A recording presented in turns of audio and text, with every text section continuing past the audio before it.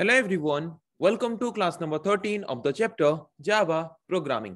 आज के क्लास का हमारा डिस्कशन का टॉपिक है और कुछ जावा टोकन्स के बारे में। तो आज की क्लास में हम जिन जिन तरह के जावा टोकन्स के बारे में डिस्कस करने वाले हैं उनका नाम है लिटरल्स एंड पंक्चुएटर्स। सो लिटरल्स क्या है, पंक्चुएटर्स क्या है, इनको हम प्रोग्राम में क्यों यूज करते हैं, तो इनके बारे में आज के क्लास में हम डिस्कस करेंगे। तो चलिए शुरू करते हैं डिस्कशन और जानते हैं लिटरल्स एंड पंक्चुएटर्स के बारे में। ओके, तो फर्स्ट हम जानते हैं लिटरल्स हम किसको बोलते हैं। So literals are the data items whose value does not change during the execution of program। Okay, तो हम यहाँ पे सिंपल तरीके से अगर बोलें, ऐसे कुछ कांस्टेंट वैल्यूज जिन वैल्यूज को हम प्रोग्राम को रन करते वक्त या फिर एग्जीक्यूशन करते वक्त नहीं चेंज कर सकते, उन डाटा आइटम्स को, उन वैल्यूज को हम बोलते हैं लिटरल्स। ओके, तो जैसे कि अगर मैं एक वेरिएबल लूं a और a को मैं असाइन करूं 10। ओके, एक वेरिएबल है a जिसको मैंने असाइन किया 10 और वही a का वैल्यू ही अगर मैं प्रिंट करता हूं एग्जीक्यूशन करते वक्त और वहां पे a का वैल्यू अगर चेंज नहीं हुआ है तो a का जो वैल्यू है 10 उसको हम क्या बोलेंगे, इंटीजर लिटरल्स। ओके, तो लिटरल क्या है पता चला। लिटरल वो डाटा आइटम्स हैं जिनका वैल्यू प्रोग्राम को एग्जीक्यूट या फिर रन करते वक्त चेंज नहीं होता। उन डाटा आइटम्स या फिर उन वैल्यूज को हम क्या बोलते हैं, उन डाटा आइटम्स या फिर उन वैल्यूज को हम बोलते हैं literals. Okay, so different type of literals are supported by Java. Java different type of literals को सपोर्ट करता है, जैसे कि integer literals, character literals, floating point literals, boolean literals, string literals and null literals. Okay, literals क्या है पता चल गया। लिटरल्स मैंने बोला, लिटरल्स वो डाटा आइटम्स हैं या फिर वो वैल्यूज हैं जिनका वैल्यू प्रोग्राम को एग्जीक्यूट करते वक्त चेंज नहीं हो सकता। ओके, जैसे कि एग्जांपल मैंने दिया, अगर a का value int a equals to 10 अगर मैंने लिया है तो वहां पे a वेरिएबल किस तरह का वैल्यू होल्ड करके रखा है, इंटीजर। और वो इंटीजर वैल्यू जो होल्ड करके रखा है वो वैल्यू अगर रन टाइम में या फिर एग्जीक्यूशन टाइम में अगर उसका वैल्यू चेंज नहीं हो रहा तो वहां पे उस पर्टिकुलर डाटा आइटम या फिर वैल्यू को हम क्या बोलेंगे, integer literal. Okay, so first हम डिस्कस करते हैं इंटीजर लिटरल्स के बारे में कि किस तरह के लिटरल्स को हम इंटीजर लिटरल्स बोलते हैं। Those literals represent integer values are called integer literals।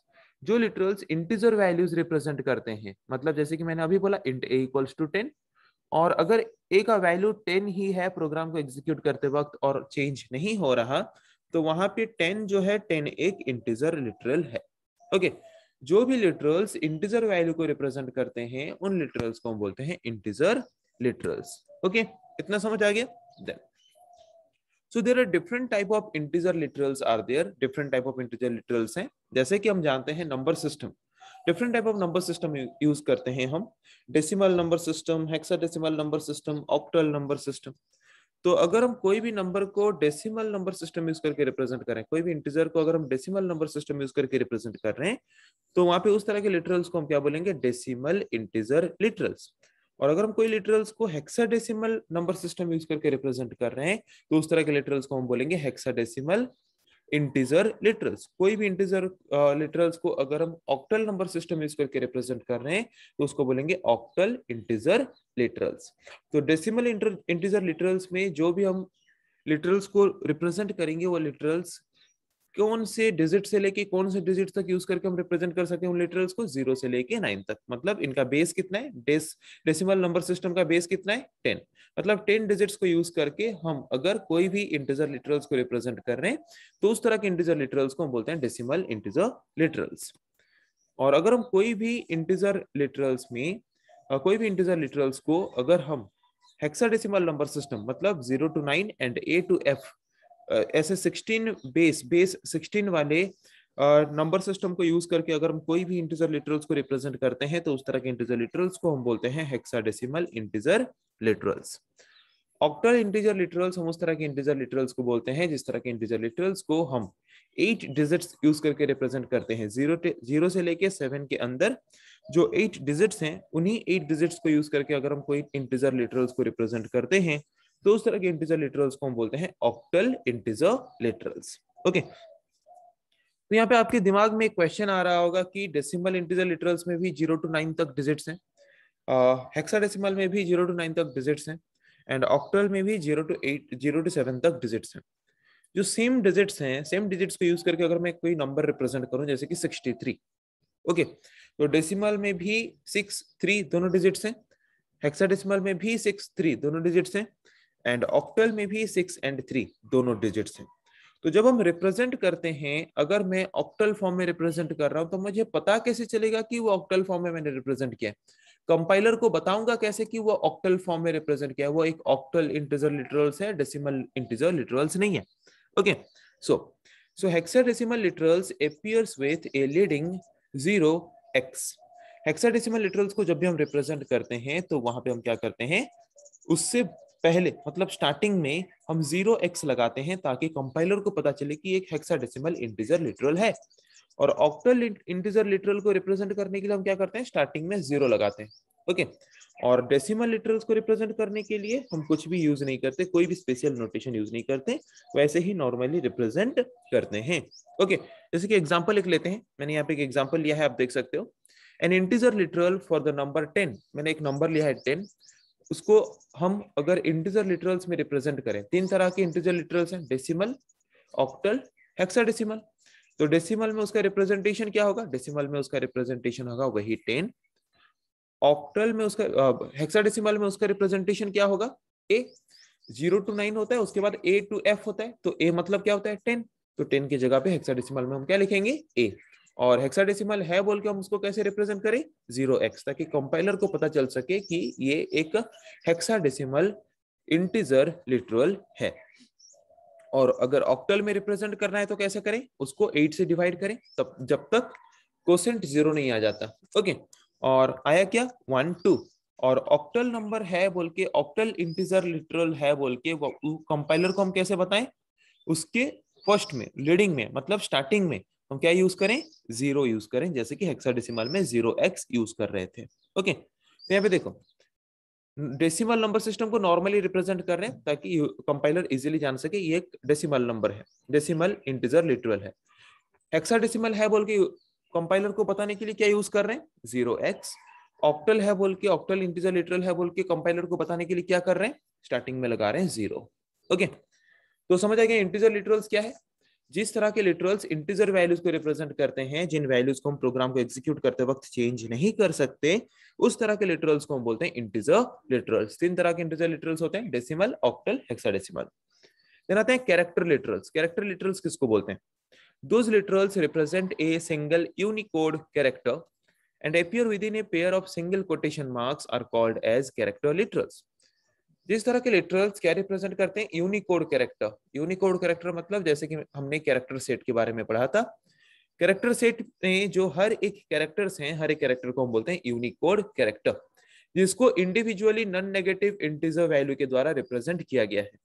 और उन्हीं यूनिकोड कैरेक्टर को अगर हम सिंगल कोड के फॉर्म में रिप्रेजेंट करते हैं, और उन्हीं कैरेक्टर्स को अगर हम प्रोग्राम को एग्जीक्यूट करते वक्त चेंज नहीं कर सकते, तो उस तरह के लिटरल्स को हम बोलेंगे कैरेक्टर लिटरल्स। ओके, मतलब कोई भी कैरेक्टर वैल्यू को अगर हम प्रोग्राम को एग्जीक्यूशन करते वक्त चेंज नहीं कर सकते, तो उस तरह के लिटरल्स को हम बोलते हैं कैरेक्टर लिटरल्स। एग्जांपल जैसे कि देख सकते हो, स्मॉल ए जिसको सिंगल कोड के अंदर रखा है, वहां पे कैपिटल ए भी हो सकता है, dollar sign, digit, numbers, anything, किसी को भी अगर हम सिंगल कोड के अंदर रिप्रेजेंट करते हैं, उसको हम क्या बोलते हैं, उसको हम क्या बोलते हैं, कैरेक्टर्स। ओके, और उन्हीं कैरेक्टर वैल्यूज को अगर हम प्रोग्राम को एग्जीक्यूट करते वक्त चेंज नहीं कर सकते, उनको बोलेंगे character literals. Okay, so there are some character literals which are not able to insert through keyboard such as backspace, tabs, etc। ऐसे और भी कुछ कैरेक्टर लिटरल्स हैं जिनको हम क्या नहीं कर सकते, जिनको हम कीबोर्ड के थ्रू इंसर्ट नहीं कर सकते, जैसे कि बैकस्पेस हो गया, टैब्स हो गया। तो इस तरह के कैरेक्टर्स को रिप्रेजेंट करने के लिए हम क्या यूज करते हैं, बैकस्लैश सिंबल यूज करते हैं, बैकस्लैश।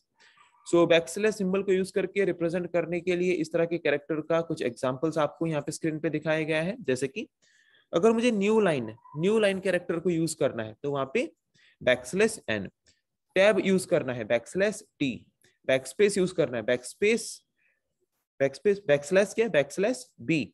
ओके, बैकस्लैश को यूज करना है तो बैकस्लैश, सिंगल कोटेशन को यूज करना है बैकस्लैश सिंगल कोटेशन। ओके, तो यहाँ पे ऐसे और भी कुछ कैरेक्टर्स लिटरल्स थे जिनको हम डायरेक्टली यूज नहीं कर सकते थे, कीबोर्ड्स के थ्रू इनपुट नहीं कर सकते थे, इंसर्ट नहीं कर सकते थे, तो उनको इंसर्ट करने के लिए हमने यहाँ पे क्या यूज किया, बैकस्लैश को यूज किया। ओके, कैरेक्टर लिटरल्स क्या है पता चल गया। अभी आते हैं floating point literals. Floating point literals हम किस तरह के लिटरल्स को बोलते हैं? जिस तरह के लिटरल्स रियल नंबर्स को रिप्रेजेंट करते हैं, फ्लोटिंग पॉइंट नंबर्स को रिप्रेजेंट करते हैं, उस तरह के लिटरल्स को हम बोलते हैं floating point literals. Okay, so real numbers are also called as floating point numbers. Real numbers को हम फ्लोटिंग पॉइंट नंबर्स भी बोलते हैं।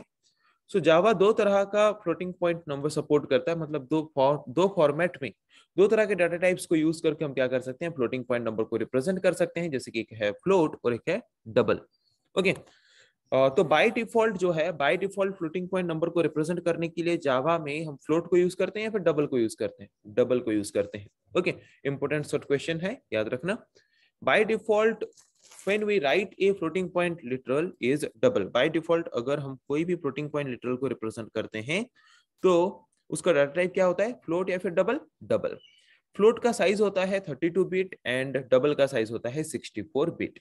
ओके, अगर हमें smallest size of floating point literal को स्टोर करना है तो वहां पे हम फ्लोट यूज कर सकते हैं, और अगर लार्जेस्ट साइज ऑफ या फिर कोई लॉन्ग फ्लोटिंग पॉइंट नंबर या फिर रियल नंबर को अगर हमें स्टोर करना है तो उसके लिए हम यूज कर सकते हैं डबल। ओके, तो फ्लोटिंग पॉइंट लिटरल्स क्या है समझ आ गया। अभी हम आते हैं boolean literals.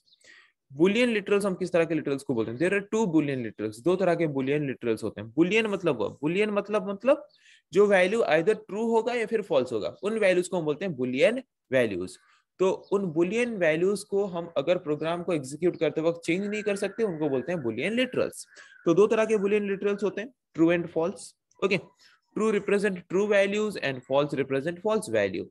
Okay, unlike C में जैसे कि हम ट्रू को 1 के फॉर्म में एंड फॉल्स को 0 के फॉर्म में रिप्रेजेंट कर सकते थे, जावा में ऐसा पॉसिबल नहीं है। जावा में हमें ट्रू को ट्रू ही लिखना पड़ेगा, फॉल्स को फॉल्स ही लिखना पड़ेगा। So unlike C, we cannot assume that the value of 1 is equivalent to true and value of 0 is equivalent to false.